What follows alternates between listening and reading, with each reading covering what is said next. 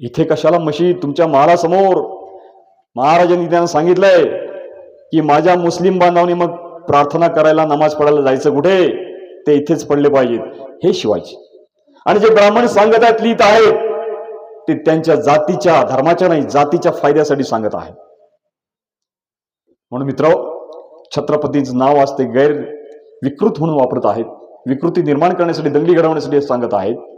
दुसरा एकच प्रसंग सांगेन छत्रपतींच्या आयुष्यातला, की या महाराष्ट्राचे मुख्यमंत्री फडणवीस गेले काही दिवस औरंगजेबाची कबर खोदायला चाललेले आहेत. काय करायचं चालले माहिती ना? बघता ना टीव्हीवर?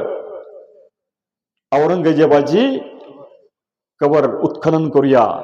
26 जानेवारी 1950 रोजी, ज्या दिवशी हे संविधान या देशाचं लागू झालं, त्या दिवशी सगळे आधीचे सगळे जे काय असेल ते स्टेटस को जसं आहे, जिथे आहे तसं ठेवलं जावं, त्याच्यामध्ये बदल केला जाऊ नये असं संविधान सांगतं. पण हे संविधानाचं नासधूस करताना, संविधान यांना नष्ट करायचं म्हणून एकेका प्रसंगाला उभं करून संविधानावर अत्याचार करत आहेत. औरंगजेबाची कबर खोदणं म्हणजे संविधानावर अत्याचार करणं, संविधान नष्ट होण्यासाठी प्रयत्न करणे, असा आमचा जाहीर आरोप आहे फडणवीस आणि त्यांच्या भट कंपनीवर आणि त्यांना सोबत देणाऱ्या तथाकथित 96 कोळ्यांवर सुद्धा.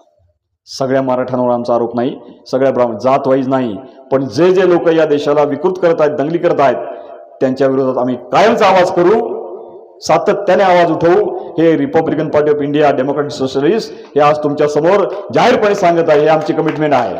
That is our commitment. मग आम्ही साधा प्रश्न का विचारत नाही या फडणवीसला, की बाबा या देशातले, मगाशी सांगितलं सरांनी, 37 लाख लोक या देशामध्ये रोजच्या रोज उपाशी झोपत आहेत. 2 वेळेस 37 कोटी लोक, 37 लाख नाही, 37 कोटी लोक, 37 crores of the people of India, 37 crore लोक रोज उपाशी झोपत आहेत. त्यांच्या मुलांना जग घर म्हणजे काय असतं हे माहीत नाही, वर छप्पर नाही, ना पावसाळ्यात ना उन्हाळ्यात. अशा अवस्थेत जगणाऱ्या 37 करोड या लोकांच्या स्वातंत्र्यासाठी अन्न म्हणजे कलम नंबर 21 जे भाईंनी सांगितलं होता, त्या कलम नंबर 21 प्रस्थापित करण्यासाठी तुमची आयुष्य का झिजवत नाही?